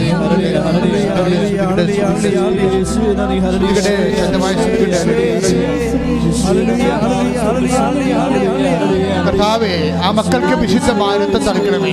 അവർക്ക് ഈ നിമിഷം തന്നെ കർത്താവേ വ്യക്തമായ ബോധ്യം കൊടുക്കണമെന്ന് പ്രാർത്ഥിക്കുന്നു. അവർ എന്ന് തിരഞ്ഞെടുത്താലും അത് കർത്താവർക്ക് ഭക്ഷണം ഭാവിയിൽ കഴിക്കാൻ പറ്റുന്ന ജീവിതം കർത്താവ് സുരക്ഷിതമാക്കുന്ന തീരുമാനമെടുക്കാൻ അവരെ സഹായിക്കണമെന്ന് പ്രാർത്ഥിക്കുന്നു. ശ്രദ്ധിക്കട്ടെ, ശ്രദ്ധിക്കട്ടെ. സാമ്പത്തികമായ ബാധ്യതകളുള്ളവരെ, എപ്പോഴും ബാങ്കിൽ നിന്ന് ശല്യപ്പെടുത്തിക്കൊണ്ടിരിക്കുന്നവരെ, കടക്കാരെപ്പോഴും ഇങ്ങനെ ഫോൺ വിളിച്ച് മനുഷ്യൻ്റെ സമാധാനം നഷ്ടപ്പെടുത്തി പ്രഷർ കൂട്ടിക്കളണവരുണ്ട്. അവർക്കറിയില്ല എന്ത് ചെയ്യണമെന്ന്, ഒരു പിടിയില്ലാതെ അവസാനത്തെ ഒരു ഡെന്നിൽ അവർ വന്നിരിക്കുകയാണ്, ഒരു സങ്കേതത്തിൽ അവരെത്തിയിരിക്കുകയാണ്. മാതാവേ, ജീവനോടെ പ്രത്യക്ഷപ്പെട്ട മാതാവേ, കൃപാസനത്തിൽ പ്രത്യക്ഷപ്പെട്ടുകൊണ്ട് ദുരന്തമുണ്ടാകുവാൻ പോകുന്ന പ്രാർത്ഥിക്കണമെന്ന് അളിച്ച കർത്താവേ, ഞങ്ങളുടെ ജീവിതം ഉണ്ടായിരിക്കുന്ന ഓരോ ദുരന്തങ്ങൾ, സാമ്പത്തിക ബാധ്യതകളുടെ ദുരന്തങ്ങൾ, വീടില്ലാത്ത ദുരന്തങ്ങൾ, വഴിയില്ലാത്ത ദുരന്തങ്ങൾ, മാരക രോഗങ്ങളുള്ളവർ കർത്താവേ, കുഞ്ഞുങ്ങൾക്ക് ഓരോ രേഖകൾ കൃത്യസമയത്ത് കിട്ടേണ്ടതുപോലെ കിട്ടാത്തതിൻ്റെ പേരിൽ അവർക്ക് അഡ്മിഷൻ എടുക്കാനോ ജോലി എടുക്കാനോ പറ്റാത്ത അവസ്ഥകൾ, എല്ലാ ദുരന്തങ്ങളും യേശുവിൻ്റെ ഉന്നതമായ നാമത്തിൽ മാറിപ്പോകട്ടെ. ശ്രദ്ധിക്കട്ടെ. കൈകൾ കൂപ്പി പ്രാർത്ഥിക്കുക. നിങ്ങളുടെ വ്യക്തിപരമായ ആവശ്യങ്ങൾക്ക് വേണ്ടി പ്രാർത്ഥിക്കുക. ഇത് സമാപന ആശീർവാദത്തിലേക്കുള്ള പ്രാർത്ഥനയാണ്. അതുകൊണ്ട് തന്നെ ഇതിൻ്റെ ആശീർവാദം കിട്ടുന്നത് അവസാനമായിരിക്കും. നിങ്ങളിപ്പോൾ വിഷയം സമർപ്പിക്കുക. അച്ഛൻ ഓർക്കാത്ത എന്തെങ്കിലും വിഷയങ്ങളുണ്ടെങ്കിൽ, ഞാൻ ഓർക്കാത്തതല്ല, കർത്താവ് എനിക്ക് തന്ന എല്ലാ കാര്യങ്ങളും ഞാൻ നിങ്ങൾക്ക് തന്നിട്ടുണ്ടോ, ഇനി ഏതെങ്കിലും കാര്യങ്ങൾ നിങ്ങളുടേതായിട്ടുള്ള കാര്യങ്ങളുണ്ടെങ്കിൽ ഇപ്പോൾ സമർപ്പിക്കാവുന്നതാണ്.